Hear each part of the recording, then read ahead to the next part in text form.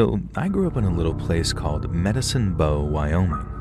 We're probably most famous for being the not-so-final resting place of Dippy the dinosaur, whose skeleton now resides in the Natural History Museum over in Pittsburgh, Pennsylvania.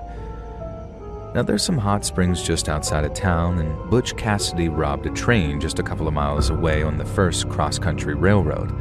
But aside from that, there's not much here aside from dust, gravel, trees, and some trailers. I was raised by a single mom, and while words like strict and rules didn't seem to be in her vocabulary, there was one thing she told me to never, ever do. And that was to never go near the house of old Bob Barnes. So Bob lived in a trailer right on the edge of town, and he made his living going through other people's trash to find stuff he could either sell or turn into something he could sell. And he only ever did it at night too, but even when people did catch him, half of them were too scared to even say anything on account of the fact that he actually killed someone and got away with it. Mom told me he was a monster, and that the kid that he'd killed had been a close friend of hers in high school.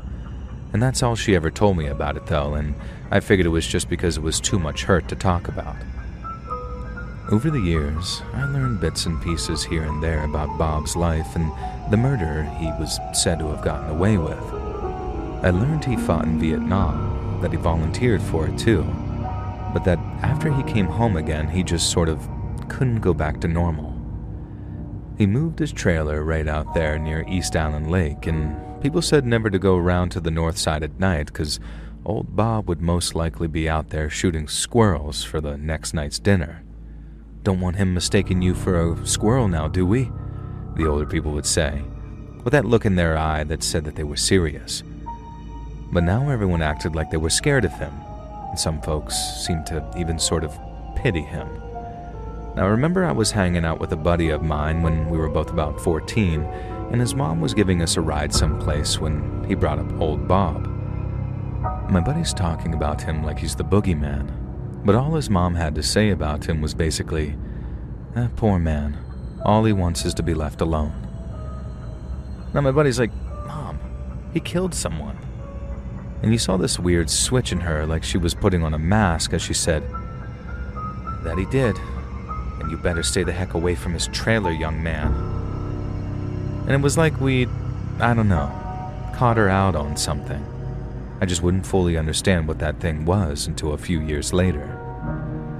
And by the time I was 17, old Bob was definitely the devil to me.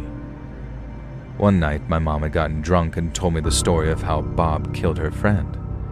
She wasn't like an alcoholic or anything, she just liked to have a few wine coolers on a Friday night while watching Dallas and Falcon Crest.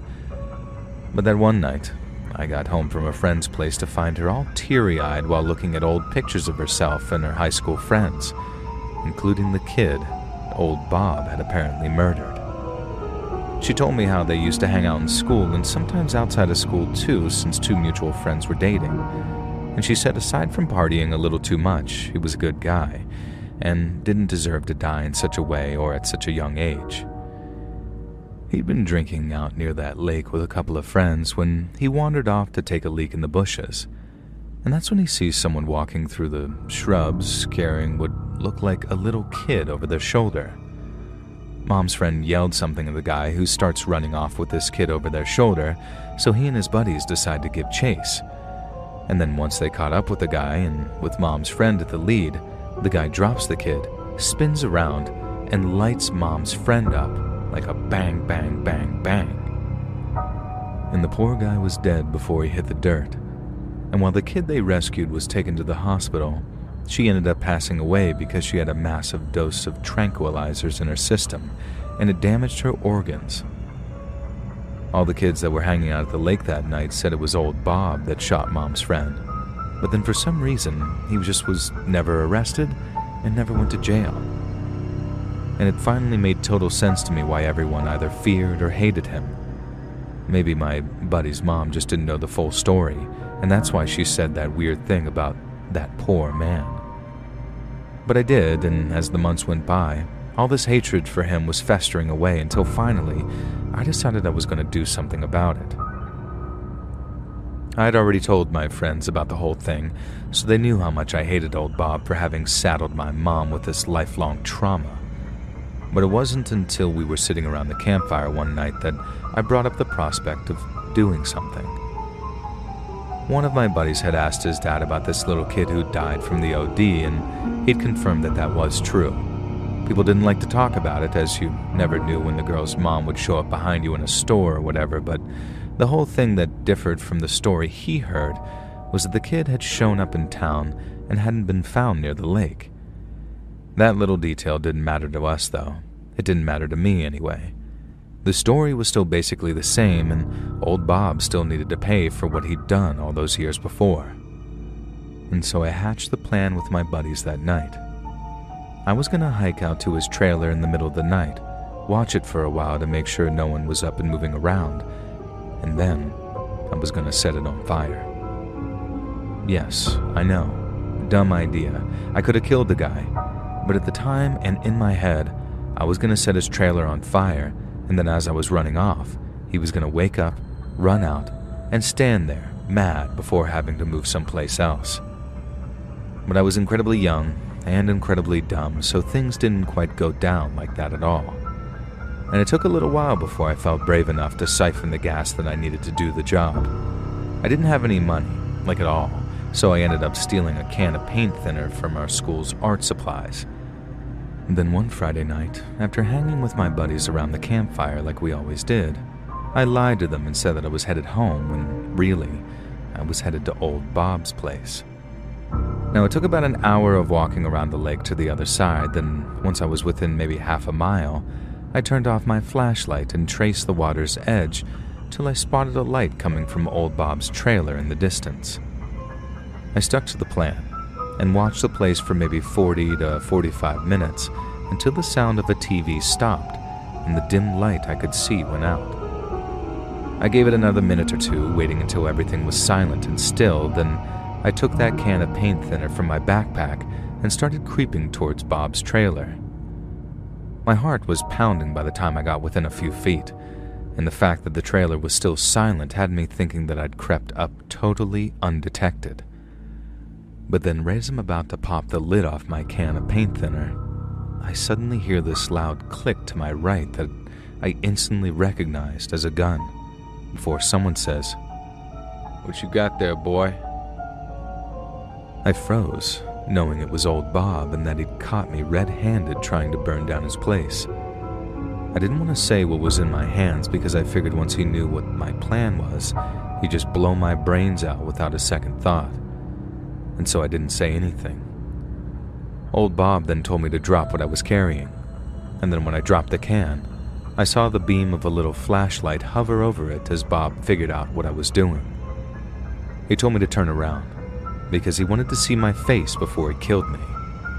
But again, my body didn't seem to want to respond. I was shaking by the time he rushed me and spun me around.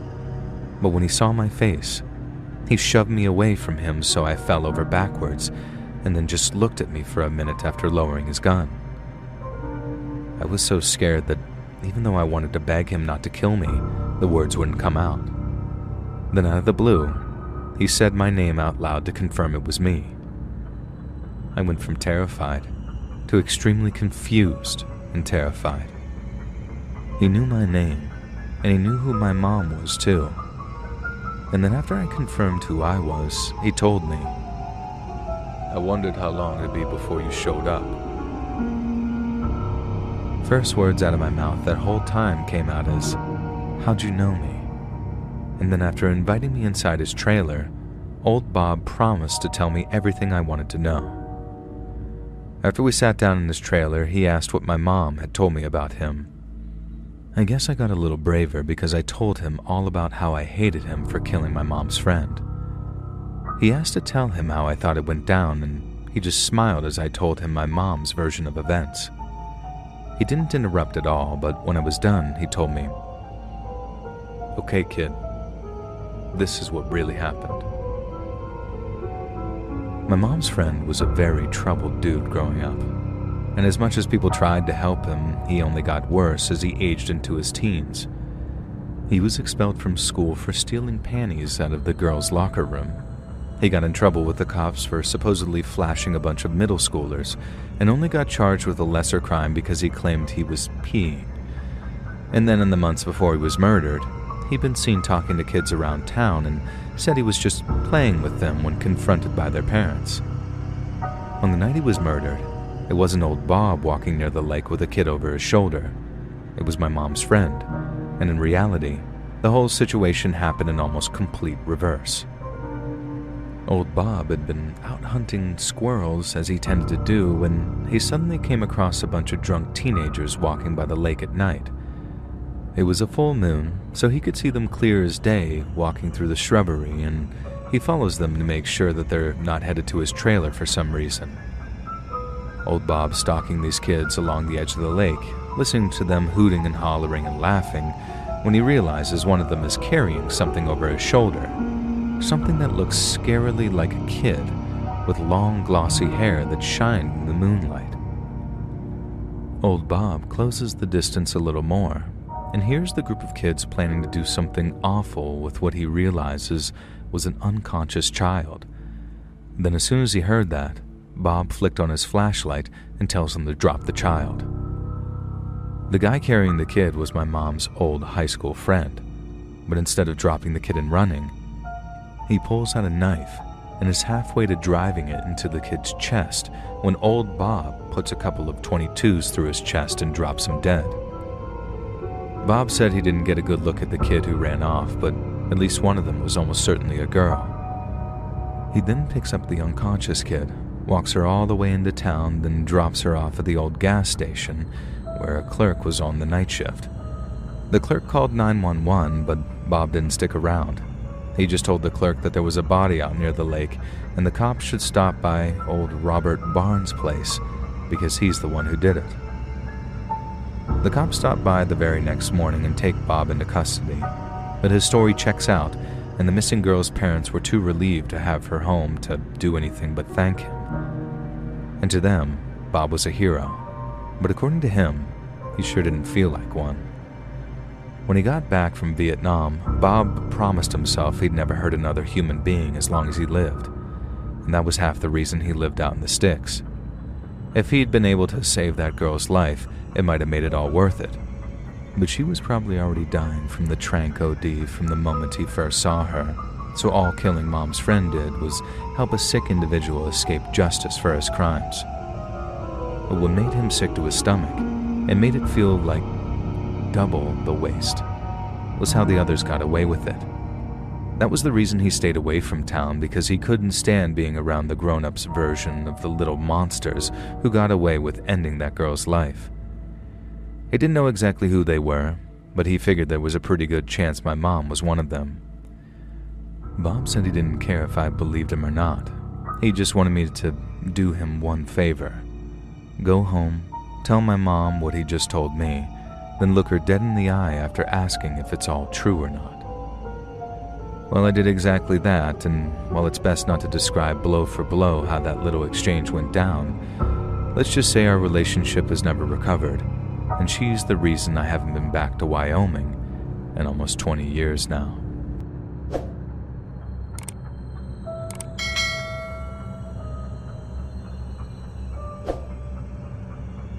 Back in 2002, my boyfriend and I were driving from Chicago to this little town in South Dakota called Vermilion, where his parents lived. Around noon, we'd been cruising through Iowa cornfields for hours on end, when suddenly the corn just sort of stopped. It was like coming out of a forest into an open field, but instead of seeing nothing but green grass, all we could see was ash and charcoal. There had obviously been some kind of fire, and while my boyfriend said it's normal for farmers to sometimes burn their fields to prepare them for a new cycle or whatever, it still looked creepy as hell. We went from being able to see just a few feet on either side of the highway to being able to see for miles upon miles around us. We went from being able to see just a few feet on either side of the highway to being able to see for miles upon miles around us. And that's how it was so easy to spot the man and the little boy that I saw walking hand in hand through a burned-out cornfield. I could only see them at a distance at first, but The difference inside was plain to see, and boy did it look wholesome. It looked like some old-timer taking his grandson out for a walk to show him the burned-out fields. And then as I watched them from a distance, I saw that they were headed toward what looked like an old well. I didn't mention it to my boyfriend at all. We were enjoying a comfortable conversation hiatus while listening to a little music, so I just watched the Hallmark card scene zoom in as we got closer in almost silence. And by the time the pair of them reached the well, I could see both of them in almost perfect detail. I could see the old-timer was wearing dungarees and had a little dark, thinning hair on the top of his head. And I could see the little boy's blue shirt and white sneakers and how he had this almost white blonde curly hair, too. And then as we drove right past them, I also saw it clear as day when the old man picked up the little boy and then tossed him down the well. I remember yelling out, "Oh my God," at the top of my lungs in the seconds after I saw it. Then as my boyfriend was panicking, asking me what the hell was going on, I was frantically searching through my bag looking for my cell phone. I briefly thought about asking him to stop the car, but this image flashed in my head of us lying dead in that field, covered in gunshot wounds, so I just told him to keep on driving, and that a kid had just been thrown down a well. Now he says, "What? What the hell are you talking about?" Because he'd been zoned out with his eyes glued to the road and hadn't seen a thing. But once I explained in a little more crucial detail, he asked if I was 100% sure that I wasn't mistaken, and he understood why I was so freaked out. I eventually managed to find my cell phone, but when I pulled it out and unlocked it, I saw I had exactly 0 bars. So I did the next best thing and grabbed our map so I could find out where the nearest town was. I was relieved to see that there was just one a few miles down the road, and I told my boyfriend to put his foot down so we could get there and call 911. And when we rolled into town, the first place we saw was this little diner at the side of the highway called Albert Kitchen. And we pulled into the parking lot and I almost fell rushing from my car to the front doors. And then once I was inside, everyone's heads spun around as I ran up to the counter and asked to use their phone. The lady behind the counter said sure, and then I dialed 911 when she put the phone up to the counter and asked to talk to the police. As I described what happened to the dispatcher, everyone in the diner was listening in, and they gasped when I said how I saw a kid get thrown down a well. The dispatcher said to wait where I was so the sheriff could send a deputy over, and then after I thanked her, I hung up. I was still shaking with adrenaline by the time I placed the handset back in its cradle on that phone, and when I turned around, every single person in the diner was just staring at me. The lady behind the counter brought me a glass of ice water to help me calm down. Then as me and my boyfriend were waiting for the cops to show up, a man got up from his table and began to approach us. He introduced himself and then started asking about the burned-out fields we'd seen. And then when I went over what we'd seen and how every field for miles was all blackened and charred, he turned around to one of the other diners and asked if they were some guy's fields. Art Landry is the name I remember him saying. He then asked me to describe the man I'd seen, and then everyone seemed to agree that it was Art Landry that I'd seen and that his grandkids had been staying with him that week because their parents were out of town. Everyone seemed shocked, but also really confused. They obviously knew this Landry guy pretty well, so to hear that he'd done something so terrible, they just couldn't believe what they were hearing. They asked me a couple of times if I was sure, and then when I said that I'd never been so sure of anything in my entire life, there was almost this ripple of "oh my God" and "oh dear Lord" all around the room. Now, I'm not exactly sure how long went by before a deputy actually showed up to talk to us, and when they did, we went out to our car so we could talk in detail away from the people inside the diner. Now, I repeated the whole thing again and got that same sort of "are you sure" reaction from the deputy, like what I'd said was just almost verging on impossible or ridiculous. And then right as he's asking me all these questions, another cop car rolls into the parking lot, and out steps the county sheriff who's driven all the way over from their headquarters to talk to us. The deputy saved me from repeating my story for pretty much the fourth time by explaining exactly what I'd seen to the sheriff. And he, too, did the whole, "Huh? Really?" thing, and then walked off to talk on his radio for a couple of minutes before returning to where we were standing. He told us someone over at HQ had called Mr. Landry to ask him about what I'd seen. Now, Art didn't know what I was talking about, and said while he did have his grandson staying with him that week, that they hadn't been anywhere near those burned-out cornfields. Now, by then, I was practically begging the sheriff to drive us back down the highway so I could show him exactly the well that I've been talking about. He said he couldn't just walk up on somebody's land like that without a warrant, and that he'd have to speak with Mr. Landry personally before anything like that happened. I tried to keep my cool. I knew the longer we talked, the less chance that kid had of surviving that fall, not to mention whatever was down there at the bottom of the well. If it was water, he might drown. If it was dry, then we need to get him out ASAP before he died. I tried to convey all of that as best I could, but the more animated I got, the more the sheriff and his deputies started to look at me like I was crazy. I had to literally beg the sheriff before he told his deputy to drive out to the old well on that farm to check it out. But when he did, I was so genuinely thankful that I almost burst into tears. The whole time we were waiting, my boyfriend was like, "It's going to be okay. You'll see. Everything's going to be fine." The sheriff was almost half sitting in his car talking on his radio. Then all of a sudden, he got up and walked over to us, calling out that he'd got some good news. Firstly, the well on that farm was empty, and secondly, Mr. Landry was headed down to the diner with his grandson, so I could see for myself that everything was fine. Now, I was kind of speechless for a second because I was certain, and I still am, of what I saw out there. The sheriff then took the opportunity to explain how, thankfully, I just must have been mistaken. Who I saw out there, they were probably just picking their kid up to show them the bottom, and any dropping or falling that I saw was a kind of maybe optical illusion given from how fast we were driving through the smoke. And the only thing that I could think to ask when word finally came back to me was like, how could the deputy be so sure the well was empty? Was he sure that there wasn't a kid down there, underwater maybe, or just out of reach of his flashlight? I knew what I saw. There was a kid's life at stake, and I wasn't about to just take someone else's word for it, especially when they were throwing around phrases like optical illusion or trick of the light, which was starting to sound more and more suspicious to me the more they cropped that up.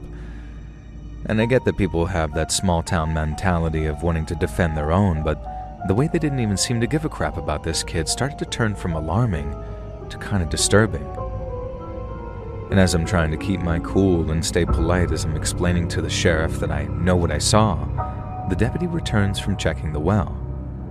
But following behind is this beat-up old truck, and after it comes to a stop, out steps this big old guy in dungarees with dark, thinning hair. And the first thing he said was something like, "Now who's this saying I didn't drop my damn grandson down a well?" He sounded mad, and the sheriff walked over now saying, "Hey, now just hold on, Art. She's just trying to help." Now this man named Art then walked around to the passenger side of his truck, opened up the door, and then helped a young boy out of the seat. He then led him around to us to see, and then told me that was the boy he'd supposedly thrown down the well in this very aggressive, accusatory way. Now my boyfriend said quietly, "See, I told you everything'd be fine." Like in a very comforting kind of way, but things were not fine, because the kid that I'd seen had blonde, curly hair, and the kid in front of us had dark hair that was closely cut. Now I started getting more and more frantic as I explained how it wasn't the same kid, and the deputy tried telling me maybe it was the sun catching his hair that made it look like it was blonde. Now having them trying to make me feel like I was crazy made me want to scream, but I knew that was the last thing that had helped my case. So instead, I tried asking if there was anyone else I could talk to because I didn't feel like they were being very helpful. And then while me and the deputy were talking, the sheriff asked my boyfriend if they could talk in private. A few minutes later, my boyfriend comes back saying we need to leave. The sheriff had basically asked if I was crazy or not when my boyfriend said no, He told me to get out of town before I was arrested on charges of public disturbance.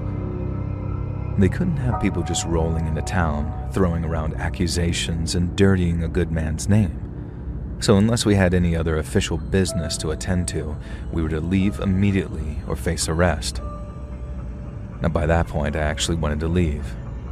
I had this horrible, creeping feeling that something dark was going on in that small town. But whatever it was, neither of us were getting to the bottom of it while in the parking lot of that damn diner.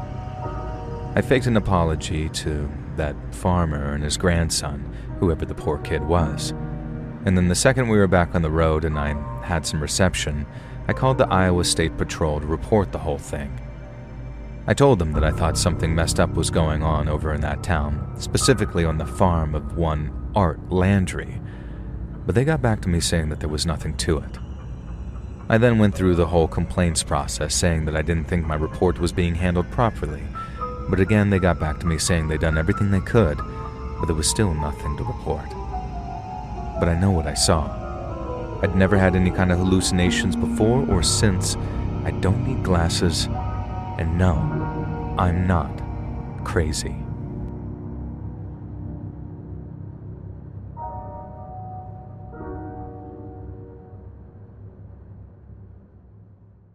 My dad used to work for the Foreign Office, and he met my mom while working in Peru. My mom's heritage is really important to her, so things like Peruvian food and music were a big part of my childhood growing up. We only visited once when I was a kid, too, so in my late 20s, I decided that I'd fly over to visit relatives and explore my mother country a wee bit. I was driving on this little back road in the middle of nowhere, trying to find the little town my relatives lived in, when I suddenly saw these flashing lights in my rear view. The Peruvian police are pulling me over for some reason, so not wanting to cause trouble, I pulled over fast and got ready to use my very rusty Spanish. But instead of getting out of his car and walking over all slowly with his shades on like the Yanks do in the movies, this police officer takes a defensive stance behind his open car door and then starts hailing me over his loudspeaker, telling me to stick my hands out of my window. Immediately, I'm crapping myself, because I've barely seen a gun in real life before, let alone had one pointed in my direction. And then as I'm shouting at this policeman that I'm unarmed and terrified, he's acting like I'm some hardened criminal, telling me to shut my mouth as he slowly approaches my window. He's got his gun right in my face as he's trying to put cuffs on me one-handed, to the point that one flip of his trigger finger and my brains were going to be decorating the passenger seat. And then as he's doing that, even more police cars start turning up before they literally drag me out of the car and off to jail. Being in that jail cell was probably the single lowest point of my entire life. The police have been throwing around words like murderer, violator, and hurting children. And one even gasped and said, "That's him," as I was led through the station. I was having these daylight waking nightmares about being locked in a foreign country for something I didn't do, which were made all the worse by the occasional policeman coming to gawp at me through the bars of my cell. I kept trying to tell them that I was British and that I was only there on holiday, but they responded by asking if I thought they were stupid and to shut my mouth before they shut it for me. Terrible stuff like that. And this goes on for a couple of hours, and I think my life is just over. And then out of the blue, someone unlocks my cell and tells me that there's been a mistake, and I'm suddenly free to go. It was a very surreal experience walking out of that police station. I was shaking like a chihuahua, but the police were a mix of either laughing at the mix-up or apologizing on a scale that did not cover what I'd been through. They acted like they ticketed the wrong car, not dragged me into the station at gunpoint, but regardless, I was just glad to be on my way. I was relieved, but I was furious too. I just couldn't show it lest they find a reason to lock me up again. But before I left, they showed me a picture of the man they'd confused me with. He was a violent, wanted criminal, a truly dangerous individual, and looking at his picture was like staring almost into a mirror. Easily the most terrifying experience of my life, and when I asked my relatives if I was entitled to any kind of compensation, they laughed before saying, "No chance." Now, I had an amazing time and I don't regret going, but I also haven't been back to Peru since, and next time, I'm getting my family to pick me up from the bloody airport.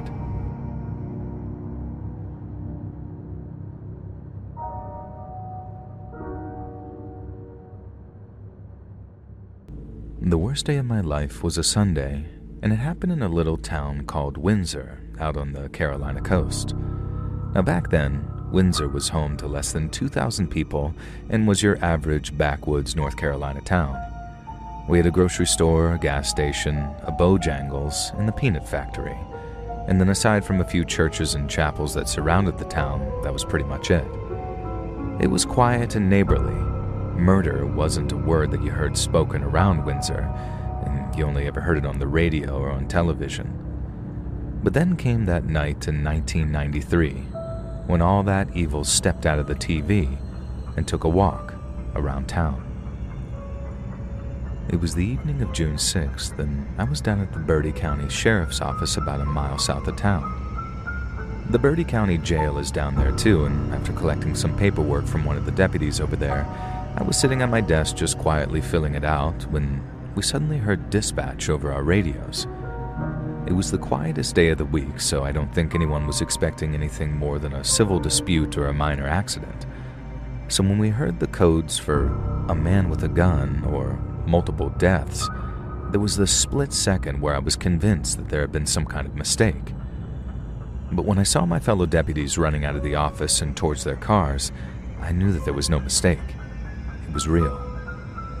I followed the other deputies out into the parking lot, jumped into my cruiser, and then we sped off in a rough convoy towards the grocery store on the north side of town. Now, this grocery store is called B-Low, as in a play on the words be low, as in the prices here be low, and it rivaled the local churches in terms of places folks could congregate and converse. And so, knowing the three deceased were most likely people I knew, maybe even friends of mine, that was already a tough pill to swallow during that rush towards the store. And when we arrived, the place was all closed and locked up since they closed early on Sundays, and we still had next to no idea what to expect. The 911 call that had come into dispatch was from a wounded survivor of whatever had happened, and with them being in so much pain, they couldn't go into too much detail. We only knew that there were bodies, a man with a gun, and survivors who desperately needed our help. The B-Low had these glass panel windows all the way along the front, so on the approach, you could see this long trail of blood going from the front to the back of the store. After we busted in, we found all that blood belonged to a member of B-Low's cleaning crew who'd crawled all the way from the back of the store with gunshot wounds so he could use the phone. Me and the other deputies spread out once we got inside, clearing the place from aisle to aisle to make sure no one was waiting to ambush us. And then once we got to the back of the store, we found 5 more people. 3 of them were dead, and another was badly wounded with stab wounds. And for some reason, the killer had left the 5th person, a member of the cleaning crew, completely unharmed. And there was no helping most of those that had been shot, but we did what we could for the survivors, and thankfully both of them made it through.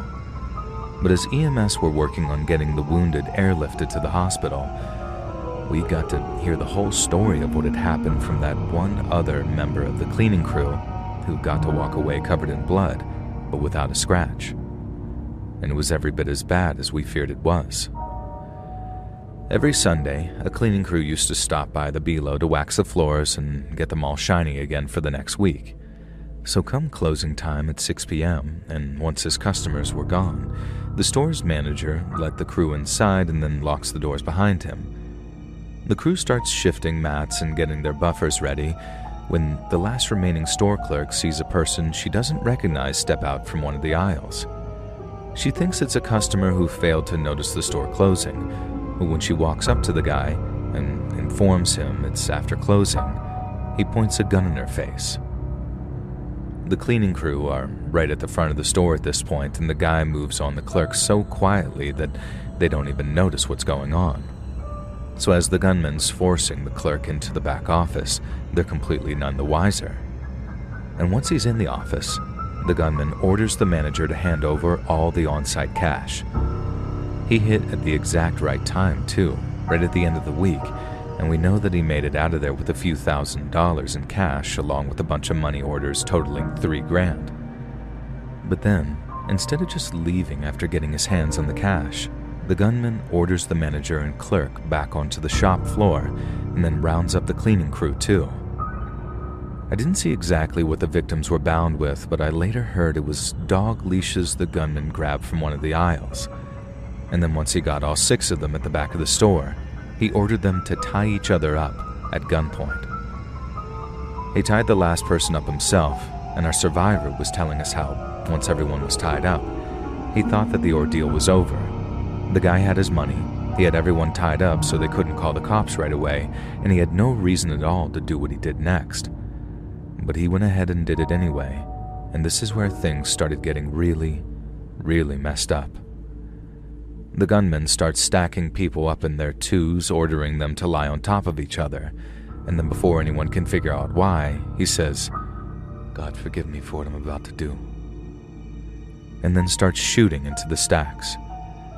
He only got a couple of shots off before either his gun jammed or he ran out of ammunition, and then when he ran off, our survivor said that he thought it was over for a second time. But then seconds later, the gunman comes running back with a knife he'd grabbed from someplace, and he starts asking the survivor if they're going to tell the cops about him. Obviously, the survivor says no, and so does the man stacked on top of him, who we later found out was the survivor's own brother. But as they're trying to convince the guy they won't tell us cops about him, he flips out and starts stabbing the brother on top with the knife he'd found.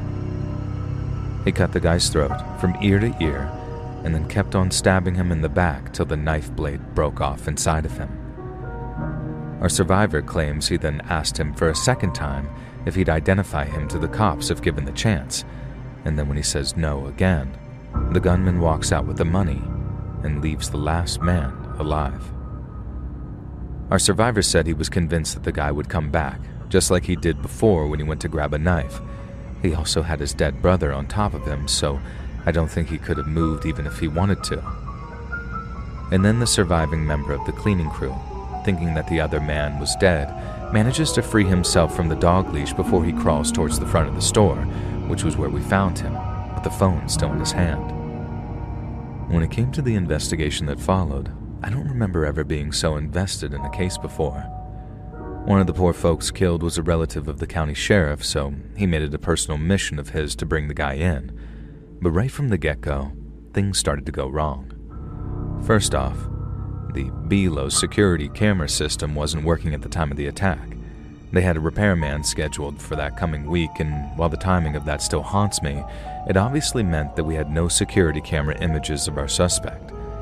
Secondly, all 3 of our survivors gave us a matching description of the guy, a very distinct one too. He supposedly had a crooked nose and hazel eyes, but the sketches we circulated didn't amount to any sightings of him, no solid ones anyways. All we had were reports of a white sedan with Maryland tags speeding out of town on the 17, not after the murders though. But after the car was tracked down, its owner was cleared of any involvement. They were just in the wrong place at the wrong time. And I think the most frustrating part was how the investigation ended up fixated on this one detail that I'm not even sure was true. At one point, one of the victims asked the killer, "Why are you doing this?" And while she was referring to them being stacked on top of one another, the guy must have thought that she was asking him a more general question as in, "Why are you robbing us?" He said something about being a former cop and one who was recently fired from his job. But although it was clear early on that he couldn't have been a cop, since there was no match on his fingerprints and the lead investigator seemed convinced he was either former military or a former law enforcement, that completely contradicted what people like myself came to think, which involved him being a fugitive who killed because he didn't want any witnesses. But by the time the investigation started to seriously consider that possibility, the killer could have easily escaped the country using the thousands of dollars he stole. And that's my best guess as to why he wasn't caught anyway. And afterwards, people who worked in law enforcement talked about what happened like it was a tornado or something. They made it sound like this terrible, almost random event that no one could have stopped. but I still felt useless. The worst thing to happen in Windsor for maybe 200 years, and I'd been sitting on my ass writing our paperwork while some sick bastard was stacking bodies and blowing their brains out 2 at a time. But what I still can't figure is, why did he let the last victim live? Our survivor told us that the killer told him straight up, "I'm gonna let you live." But that makes my fugitive theory seem a little shaky. Part of me thinks he just got tired of killing and he couldn't face stabbing a second person to death after killing what he thought was 4 other people. But then, there's this other part of me, one that thinks that he left one alive so he could tell everyone what happened, because he wanted everyone to know what he did and how he did it, so he could maybe read about it in the papers afterwards. But I try not to entertain that side of me, because when I do, it makes the pain of not catching that guy hurt even worse.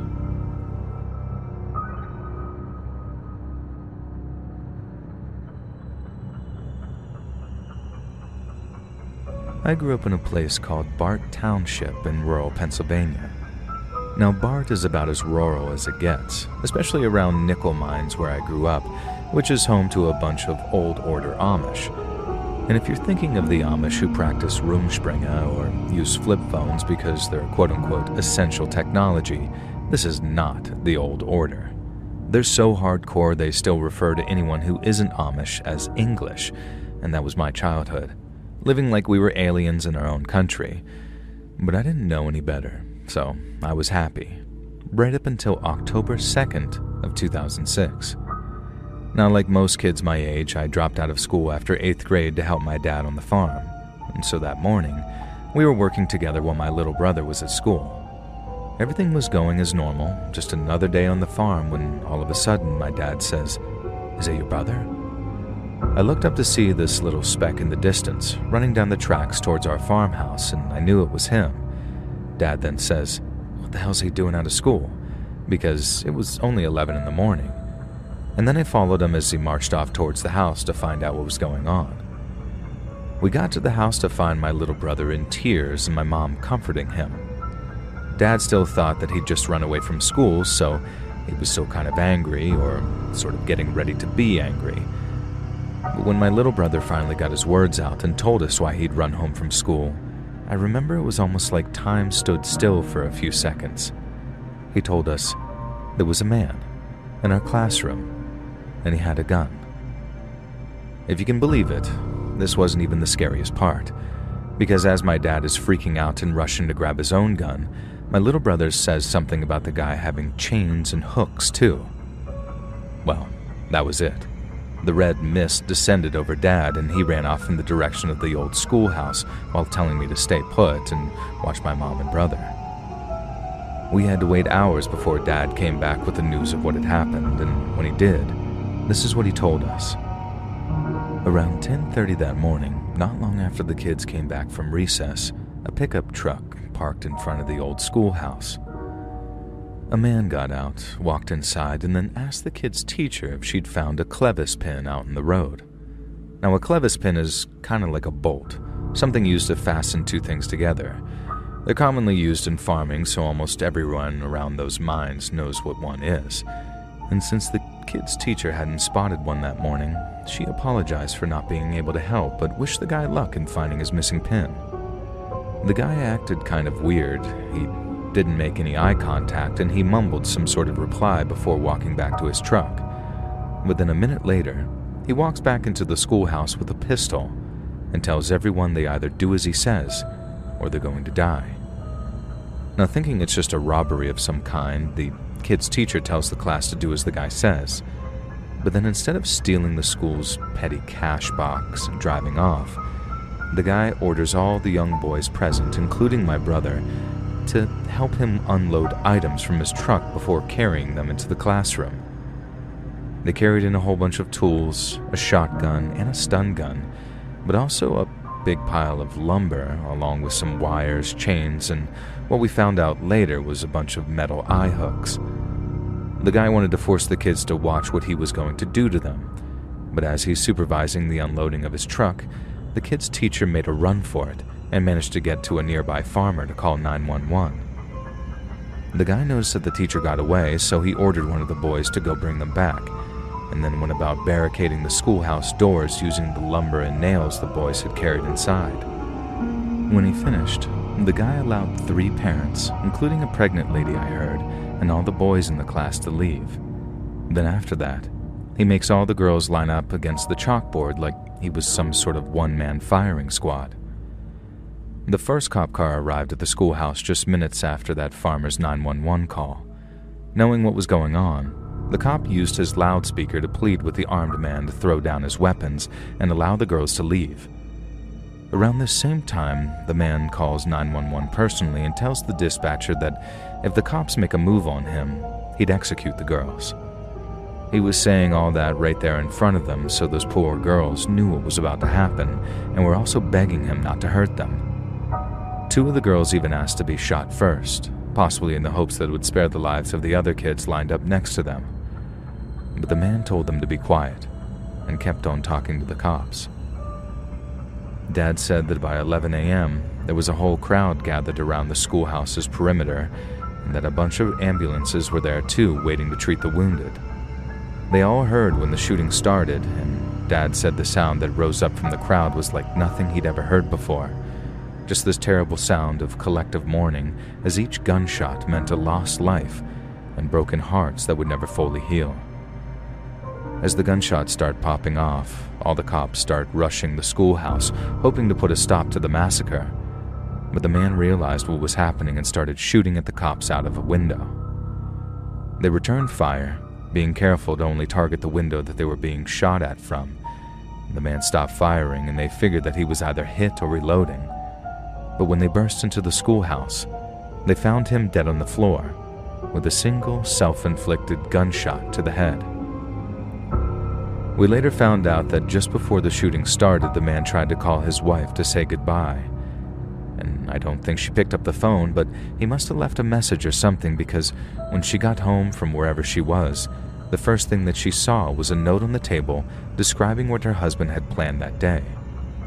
She had also called 911, hoping to stop what was planned before it ever started.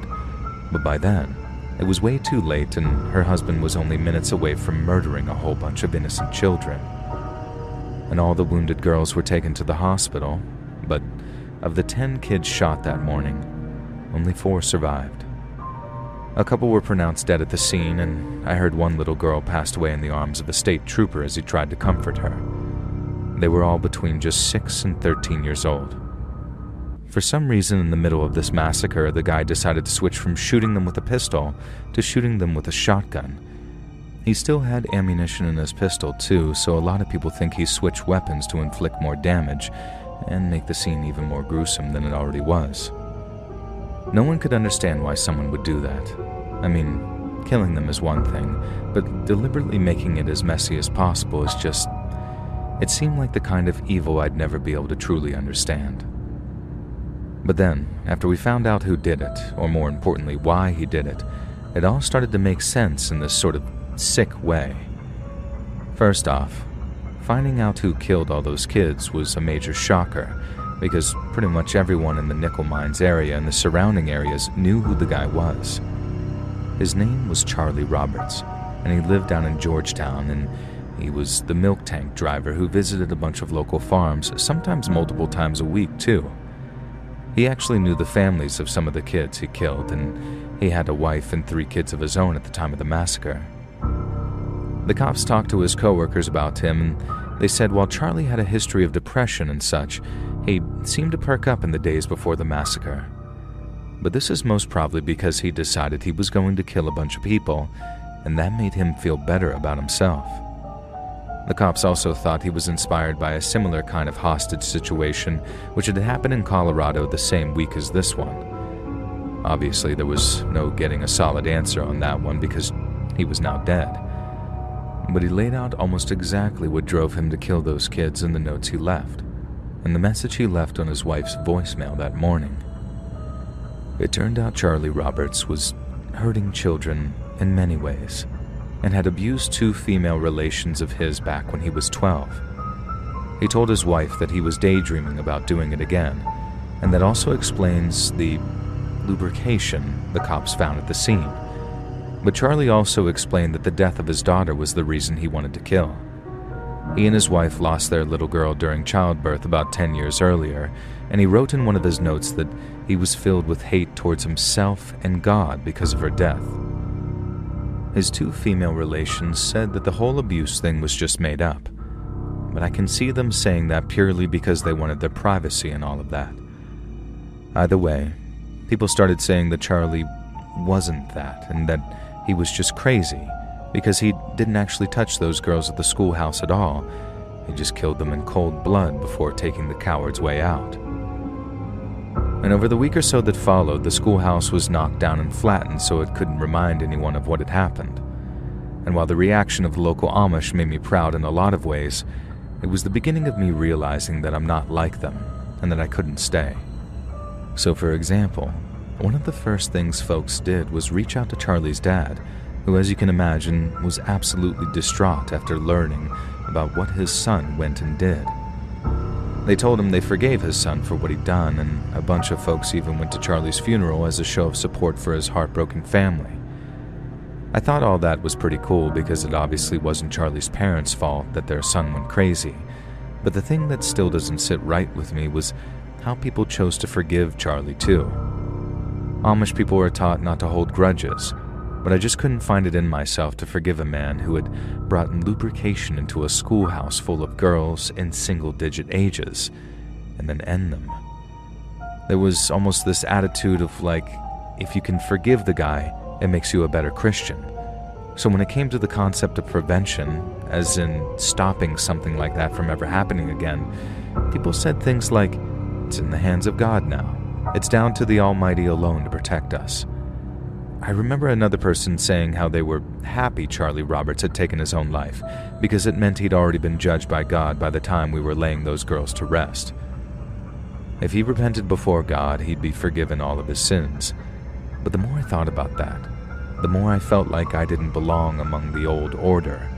And now, it's been almost 10 years since I left Nickel Mines behind me. Hey friends, thanks for listening. Click that notification bell to be alerted of all future narrations. I release new videos every Monday and Thursday at 9 p.m. Eastern Time, and there are super fun live streams every Sunday and Wednesday nights. If you got a story, be sure to submit them over to my email at letsreadsubmissions@gmail.com, and maybe even hear your story featured on the next video. And if you want to support me even more, grab early access to all future narrations and bonus content over on Patreon, or click that big join button to hear about the extra perks for members of the channel. And check out the Let's Read podcast, where you can hear all of these stories and big compilations located anywhere you listen to podcasts. I also have a true crime channel called Saturn Soul, all links in the description below. Thanks so much, friends, and remember, the Bigfoot creature that Roger Patterson and Bob Gimlin filmed on October 20th, 1967 was real. It was half man and half gorilla. Thousands of years ago, men went to Africa and other places and made love with female gorillas and orangutans. Some of the Bigfoot creatures have dark hair like the gorilla, and some of them have reddish hair like the orangutan. Some of the men that went to Africa and other places were tall, and some of the Bigfoot creatures were tall. Have you ever seen an 8-foot tall gorilla or orangutan? Neither have I. When scientists found the bones, they thought we evolved from primates. But it wasn't a natural evolution. It was a man-made evolution. Bigfoot can't save the earth, but we can. Stop overpopulating.